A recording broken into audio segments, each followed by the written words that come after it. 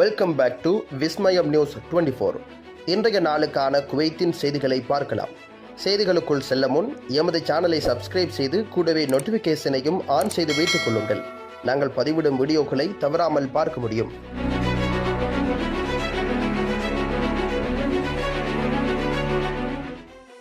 குவைத்தில் பிரபலம் ஏற்படுத்திய பயங்கரமான விபத்தில் 2 இந்தியர்கள் உட்பட 4 பேர் படுகாயம்.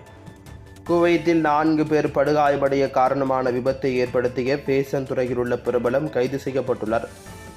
அபு ஃபாத்திரா பகுதியில் வைத்து இன்றைய தினம் பேசன் மற்றும் சமூக வலைதளங்களில் நன்கு அறியப்பட்ட பிரபலமான பெண்மணி ஒருவர் ஓட்டிய 4 சக்கர வாகனத்திற்கும் லோடு ஏற்றும் பக்கிற்கும் இடையே மோதல் ஏற்பட்டு விபத்து ஏற்பட்டதாக அதிகாரிகள் தெரிவித்துள்ளனர்.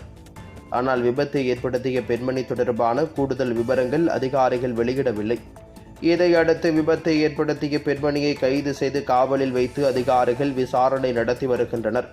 இந்த விபத்து தொடர்பாக அவசரகால உதவி மையத்திற்கு தகவல் கிடைத்ததும் காவல்துறை மற்றும் மருத்துவர்கள் குழு சம்பவ இடத்திற்கு விரைந்து வந்து நடத்திய பரிசோதனைகள் 4 பேருக்கு பலத்த காயங்கள் ஏற்பட்டதாகவும் அவர்கள் உடனடியாக மருத்துவமனைக்கு மாற்றப்பட்டதாகவும் தெரிவித்திருக்கின்றனர். காயமடைந்த 4 பேரில் ஒரு குடிமகன், ஒரு நிகரகுவான் நாட்டைச் சேர்ந்த நபர் மற்றும் 2 இந்தியர்கள் அடங்குகின்றனர். அவர்களில் 2 விலாகெலும்பு முறிவு உள்ளிட்ட பலத்த காயங்கள் ஏற்பட்டுள்ளதாகவும் அதிகாரிகள் தெரிவித்துள்ளனர். குவைத்தில் வேலை தேடுபவர்கள் விருப்பத் தேர்வுகளுடன் இல்லாமல் தகுதிகளின் அடிப்படையிலேயே எடுக்கப்படுவர். வேலைவாய்ப்புகளை ஒழுங்குபடுத்துவதற்காக மத்திய வேலைவாய்ப்பு அமைப்பில் பதிவு செய்யப்பட்ட சிறப்பு தகுதிகளுடன் கூடிய பல குடிமக்களை குறிப்பிட்ட அரசு நிறுவனங்களில் உள்ள காலியிடங்களுக்கு பரிந்துரைப்பதற்கான ஒருங்கிணைப்பு மற்றும் ஒப்பந்தத்தை சிவில் சர்வீஸ் கமிஷன் உறுதிப்படுத்தியுள்ளது. விண்ணப்பதாரர்களால் தேர்ந்தெடுக்கப்பட்ட 5 விருப்பமான அரசு நிறுவனங்களில் ஒன்றுக்கு வேலை தேடுபவர்களை பரிந்துரைக்க சிஎஸ்சியின் அதிகாரம் குறித்த விசாரணைகளுக்கு பதிலளித்திருக்கின்றது. அதிகாரப்பூர்வ வட்டாரங்கள் இதனை தெளிவுபடுத்தியுள்ளன. ஒவ்வொரு அரசு நிறுவனத்தின் தேவைகளையும் கண்டிப்பாக பின்பற்றி பரிந்துரைகள் செய்யப்படுகின்றன.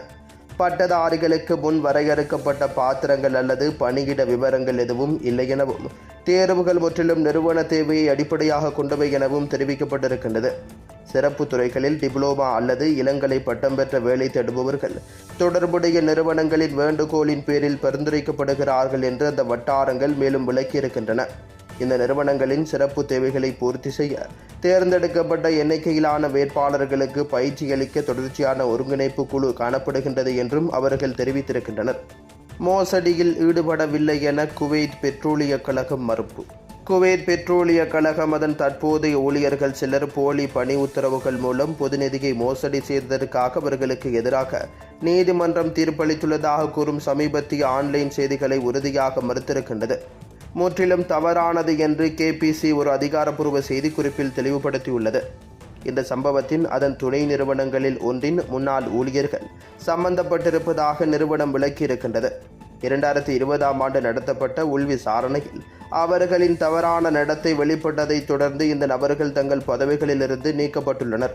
துணை நிறுவனம் பின்னர் பொது வழக்குரைஞரிடம் முறையான புகாரை தாக்கல் செய்திருக்கின்றது. இது பொதுநிதியை பாதுகாப்பதற்கும் அதன் நிறுவன ஒருமைப்பாட்டை பாதுகாப்பதற்கும் கேபிசியின் உறுதிப்பாட்டை அடிக்கோடிட்டு காட்டுகின்றது.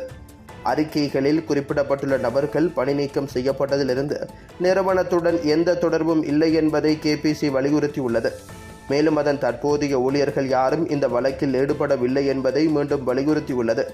அனைத்து சட்ட மற்றும் நிர்வாக நடைமுறைகளும் சரியான சட்ட கட்டமைப்பின் கீழ் கையாளப்படுவதாக நிறுவனம் பொதுமக்களுக்கு உறுதியளித்துள்ளது.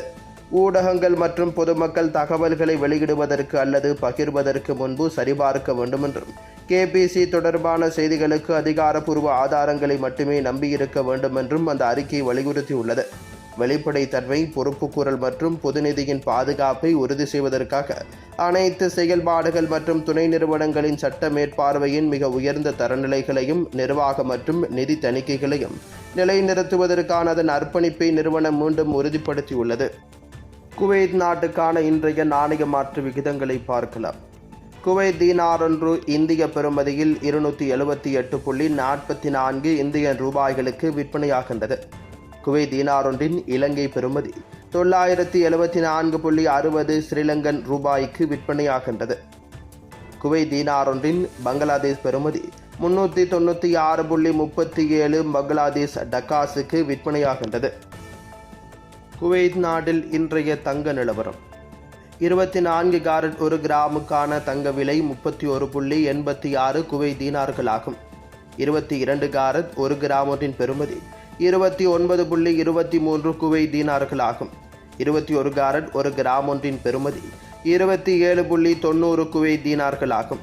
18 கேரட் 1 கிராம் ஒன்றின் பெறுமதி 23.92 குவைத் தீனார்கள் ஆகும்.